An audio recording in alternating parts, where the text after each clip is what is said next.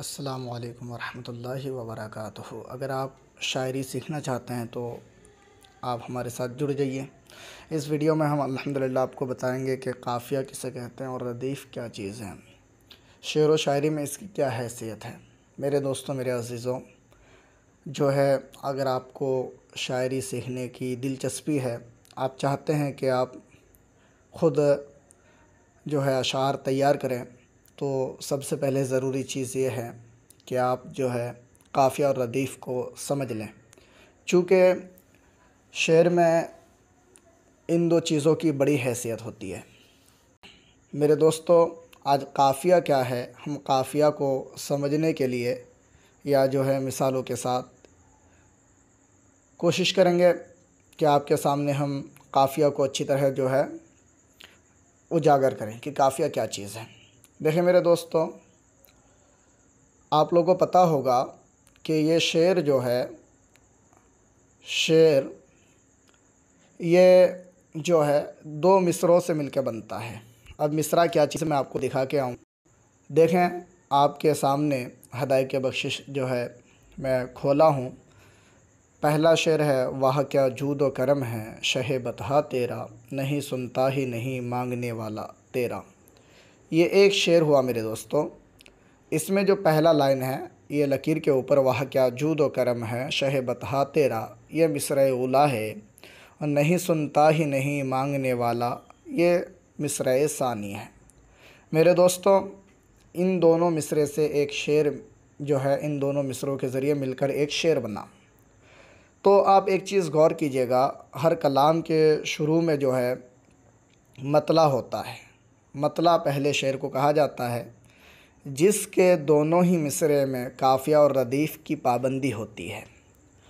अब आपको मैं बता दूं काफ़िया क्या चीज़ है। देखिए, काफ़िया किसी भी नज़्म, नात, मनक़बत के शेर में जो है बिलख़ुसूस आखिरी मिसरा में एक तरह के अल्फाज आने वाले को रदीफ़ कहते हैं, और हम आवाज़ आने वाले अल्फाज जिनकी जो आवाज़ तो एक होती है पर लफ्ज़ अलग अलग होते हैं, उसे काफ़िया कहते हैं।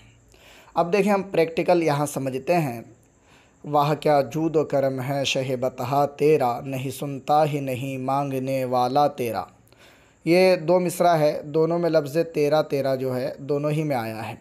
तो ये रदीफ़ है, यानी जो ना बदले वो रदीफ़ है। और जो आवाज़ तो एक हो, जैसे बतहा, वाला, निराला, दरिया, कतरा, ज़र्रा। मेरे दोस्तों, इनके आवाज़ एक है पर अल्फाज अलग अलग है। तो इस कलाम में ये काफ़िया है। देखिए, हर कलाम के अलग अलग काफ़िया, अलग अलग रदीफ़ हो सकते हैं। और मेरे दोस्तों, हम काफ़िया को इस कलाम में समझने की कोशिश करेंगे। लफ्ज़ बतहा के आखिर में देखिए अलीफ़ है, वाला के आखिर में भी अलीफ़ है। ये अलीफ़ हरफ़ रवी है मेरे दोस्तों।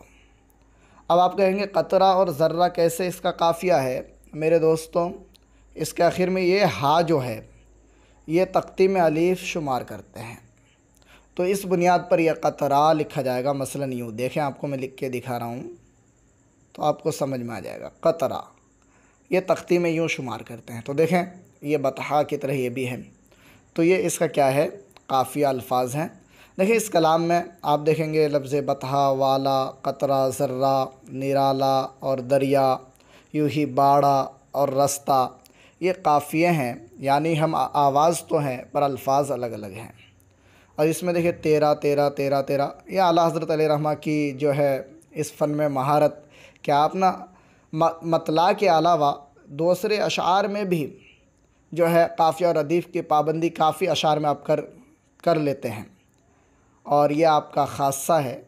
आपके अलावा भी बहुत शायर ऐसे भी हैं कि जो ऐसे कर पाते हैं, पर आला हज़रत की शायरी में कुछ और ही चाशनी है मेरे दोस्तों। लेकिन यहाँ देखें, फ़र्श वाले तेरी शौकत का ओलू क्या जाने, ये जो है ये मतला के बाद वाले अशार में जो है शेर जो होता है, आपका मिसराए उला आप वज़न पे तो लिखेंगे, लेकिन आप चाहे तो काफ़िया और रदीफ़ की पाबंदी ना भी करें, लेकिन सानी मिसरा में आपको काफ़िया और रदीफ़ की पाबंदी करनी ही पड़ेगी। जैसे फरेरा ये देखिए बतहा के वज़ इस पे है, बतहा का काफ़िया है, और लफ्ज़ तेरा जो इस कलाम का रदीफ़ है वो बाकी है। मिसरा सानी में इसकी जो है पाबंदी ज़रूरी होती है।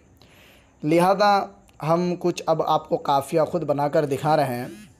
ऐसे ही आप यहाँ भी देख सकते हैं कि दूसरे जितने भी अशार है, अब मिसरा उला में किसी में भी काफ़िया की पाबंदी नहीं किए हैं। तो ऐसे मिसरा उला में काफ़िया की पाबंदी मतला के अलावा में ज़रूरी नहीं है। मतला के अलावा जो भी अशार आप लिखते हैं मक्ता तक, आप मिसरा उला को काफ़िया के बग़ैर भी लिख सकते हैं, काफ़िया और रदीफ़ की पाबंदी के बगैर। लेकिन बाहर जो है वज़न लाजमी है, चूँकि वज़न का ताल्लुक़ शेर के हर लफ्ज़ से होता है मेरे दोस्तों। अब लेकिन हर एक के सानी मिसरा में देखिए, इसके भी सानी मिसरा में देखिए लफ्ज़ मेरा, तेरा, तलवा, छींटा, ये सब काफ़िया है। ये हरफ रवी अलीफ़ है। हरफ रवी आपको हर एक में सेम मिलेगा, उससे पहले वाले हर्फ में कुछ तब्दीली या कुछ बदलाव हो सकते हैं। अब कुछ हम आपको ख़ुद बना के सिखाते हैं, बोर्ड पे हैं मेरे दोस्तों। ज़्यादा टाइम ना लेके सिर्फ 2-3 मिनट में हम बात को अपनी पूरी कर लेंगे। जैसे लफ्ज़ अनवार लिखते हैं, इसके काफ़ी अल्फाज क्या क्या होंगे, जैसे तलवार। देखिए इसमें रा हरफ रवी है मेरे दोस्तों, और रा से पहले हरफ इल्लत है। तो कह रहा है जब भी हरफ रवी से पहले वाला हर्फ हरफ इल्लत हो तो उसका एक सा होना हर एक कलमे में ज़रूरी है। अब सिर्फ लफ्ज़ रा अगर हो तो तलवार और अनवार के काफ़िए के लिए काफ़ी नहीं है। मसलन अतहर, अतहर को देख लीजिए आखिर में तो रा है, लेकिन रा से पहले हरफ इल्लत अलीफ़ नहीं है। कह रहा हरफ इल्लत अगर नहीं है तो अतहर अनवार के जो है ना काफ़िया नहीं होंगे, सिर्फ रा के हरफ रवी होने की बुनियाद पर। चूँकि हरफ रवी से पहले अगर हुरूफ इल्लत हो, हुरूफ इल्लत क्या क्या आपको मैं बता दूँ, अलीफ़ है, वाव है और या है। अगर ये अल्फाज हों हरफ रवी से पहले तो उनका हर एक आने वाले काफ़िया में हरफ रवी से पहले उस हर्फ का, यानी अगर अलीफ़ हो तो अलीफ़ का होना ज़रूरी, वाव हो तो वाव का होना ज़रूरी, या हो तो या का होना ज़रूरी। मसलन आपको हम अनवार और तलवार की मिसाल दे दिए। और अतहर, अतहर अनवार का काफ़िया नहीं है। हाँ अतहर जो है इसका अतहर का काफ़िया बन जाएगा अज़हर, अफ़सर। मेरे दोस्तों अब देखिए हर एक में हरफ रवी है, इससे पहले वाले हरफ सही है तो उसमें अलग अलग हो सकता है। और चाहे तो देखें मेरे दोस्तों, अब इसमें एराब में मुताबिकत ज़रूरी नहीं है। अब ये अफ़सर है ना, अगर कोई जैसे कि दूसरा लफ्ज़ आए जिसके पहले वाले हर्फ पे अगर पेश हो तो भी अगर हरफ रवी रा हो तो क्या हो जाएगा, उसका वो काफ़िया हो जाएगा। अब आपको मैं इसकी जो है हरफ इल्लत वाव हो, जैसे दूर, दूर, जैसे दूर में देखिए रा हरफ रवी है, उससे पहले वाव हरफ इल्लत है।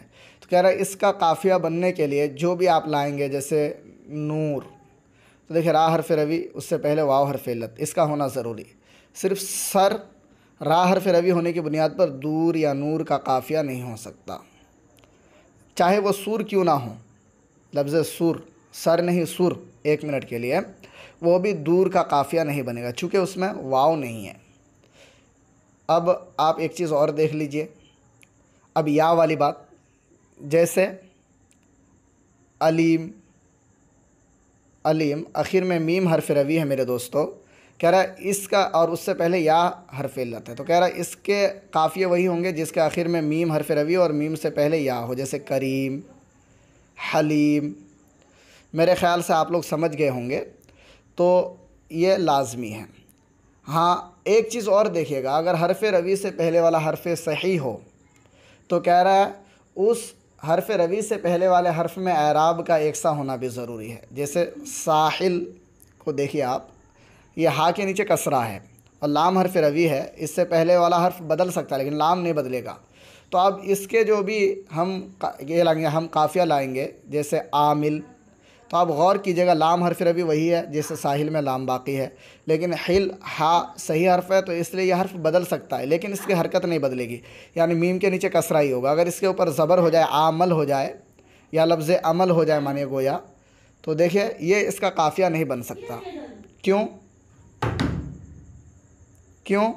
क्योंकि ये जो है ये जो है ज़रूरी है। अब साहिल के ही काफ़िए कुछ देख लीजिए आप। साहिल, माइल और नाइल, यूँ ही जो है आप दूसरे भी लाएंगे, जैसे आदिल, आदिल, ये सब काफ़िया है। और रदीफ़ तो आप देख ही लिए उस कलाम में 13। और दूसरे कलाम में और भी हो सकते हैं। जैसे हम आगे बढ़ते हैं कुछ कलामों में तो आपको और भी हम काफ़िया समझा सकते हैं। आपने यहाँ तक हमारा जो है वीडियो देखा, हमारा दर्स सुना, आपका बहुत बहुत शुक्रिया। और आप अगर यूँ ही कोशिश करेंगे तो इंशाअल्लाह आपको आसानी होगी, जिससे आप जो है बहुत कुछ सीख सकते हैं। एक दूसरा कलाम जिसमें रदीफ़ कुछ और हो, ये सब में ही 13 का रदीफ़ रखे हैं। कोई एक दूसरा, जैसे हमारा, हम खाक हैं और खाक ही मावा है हमारा। इसमें देखिए खाकी तो वह आदम जद्द आला है हमारा। इसमें है हमारा ये रदीफ़ है, और उससे पहले मावा, आला, तमगा, शेदा और है हमारा ये रदीफ़ है।